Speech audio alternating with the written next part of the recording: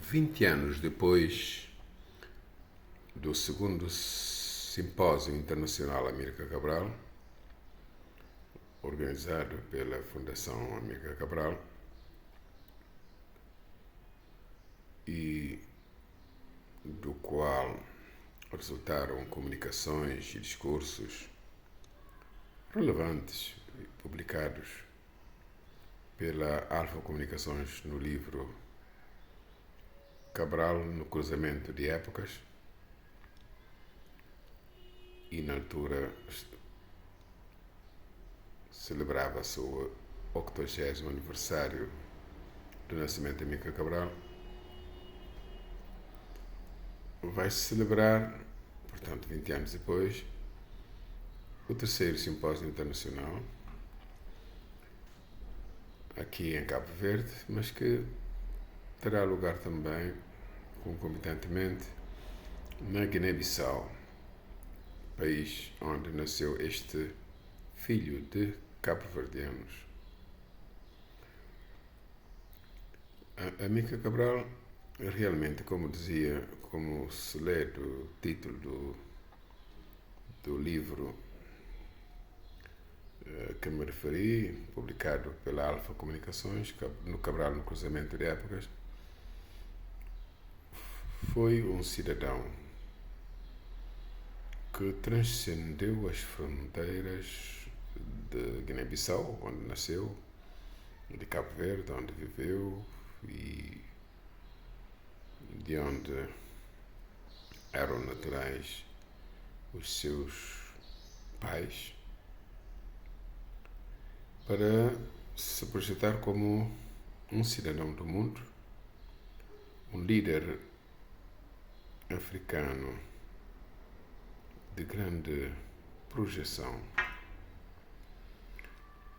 não apenas no continente africano, mas no contexto universal. Há anos atrás, há poucos anos, eu publiquei uma notícia que dava conta de que Cabral seria, neste momento, teria sido considerado, foi considerado, aliás, a segunda personagem no mundo, né? A sua personalidade mais importante do mundo. Eu até poderia dizer, se não deveria situar-se como primeira personalidade do mundo, tendo em conta o período em que viveu e atuou. Mas deixemos que assim seja. Há, evidentemente, outras pessoas que, já em um contexto muito diferente, consideram que Nelson Mandela terá sido o líder africano mais relevante. Mas o próprio Mandela, como eu refiro num dos meus escritos, reconhece, porque está ainda escrito e é válido, que ele não era o maior, que o maior é o Cabral, dizia Nelson Mandela. Realmente, Amílcar Cabral é uma pessoa que quis humildemente dizer que se propunha simplesmente viver a sua época e contribuir para que a vida, a humanidade fosse mais progressista, portanto que, enfim, a causa da liberdade, da justiça e do progresso fosse bem sucedida nos seus povos, daqui nem em Cabo Verde e nem em África, não é? E ele dizia que ninguém o mobilizou para ir para essa luta, mas que ele mobilizou a si mesmo para contribuir para o progresso dos povos e da humanidade. Realmente, o pensamento de Cabral consegue ser reflexo de um passado, mas que ainda se torna muito atual no presente, e por isso nos ilumina, nos fornece pistas importantes para o futuro.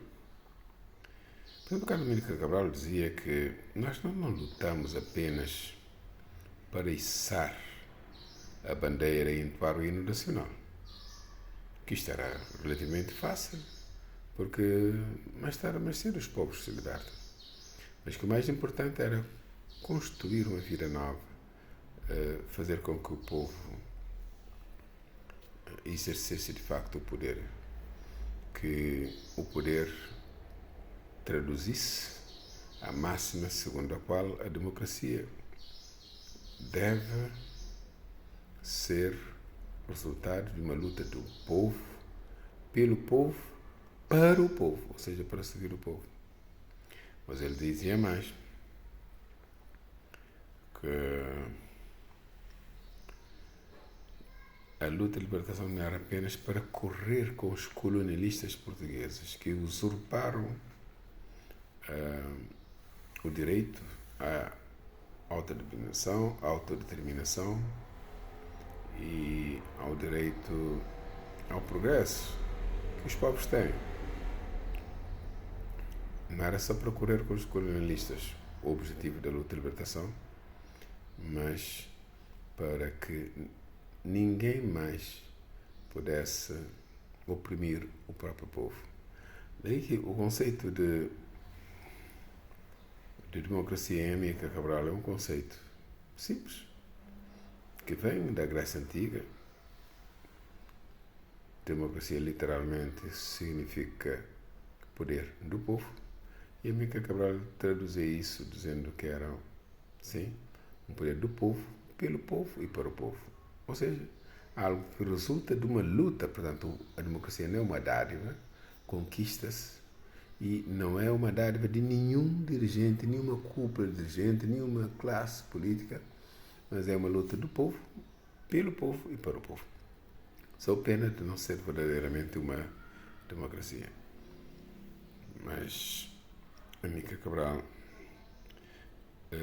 dizia que a luta de libertação nacional não terminava com a proclamação das independências da Guiné e Cabo Verde e dos povos africanos, que lutava para além disso. Era necessário libertar os povos de qualquer forma de subjugação ou exploração. A libertação plena significava, portanto, lutar para que os resultados, as conquistas da luta para o progresso servissem ao próprio povo e não apenas uma elite com tendências para o emburguesamento. Daí que Amílcar Cabral defendeu a tese muito incompreendida e propositariamente, quizá, não compreendida do subsídio da pequena burguesia. Porque, no contexto da luta de libertação nacional, em que ele viveu, portanto, e antes também, em Cabo Verde não havia uma grande burguesia. E a pequena burguesia é aquela que, sobretudo, se encontrava nas cidades, pessoas que tinham mais cultura, mais nível de escolaridade, mais poder econômico, ou seja, pessoas que estudavam ou que tinham bens, proprietários, etc. Não é? A burguesia ficava no dilema de ou continuar a tendência para ter cada vez mais riqueza, ou seja, para o emburguesamento, esquecendo-se do direito que assiste aos povos em geral, de também ascenderem a níveis cada vez mais elevados de progresso.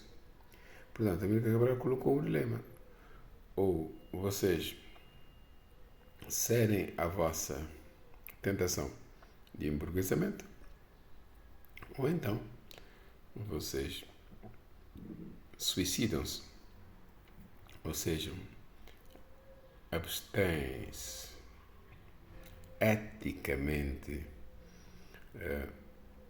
responsavelmente, solidariamente da,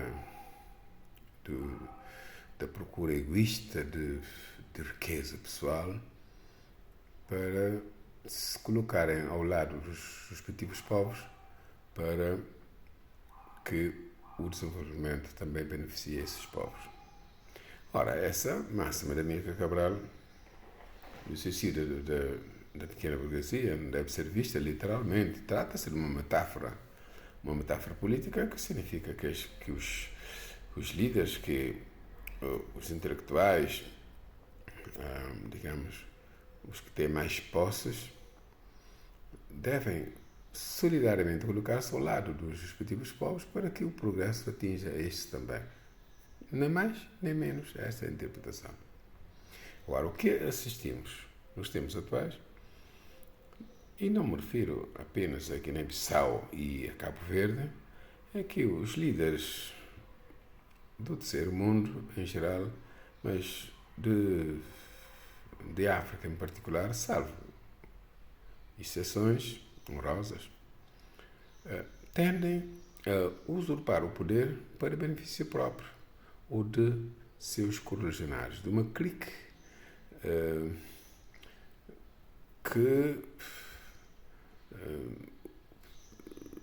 contribui para a sua reprodução no poder. É a lógica colonial, a nova colonialidade que surge depois do desaparecimento do colonialismo clássico. Portanto, pessoas que, sendo embora líderes de um país formalmente independente, vamos colocar isso entre aspas, capturam o Estado pós-colonial em benefício de si próprios e dos seus correligionários, das pessoas, seus testes de ferro, seus capatazes, não é, que contribuem para criar condições para se perpetuarem no poder. Ora, essa lógica neocolonial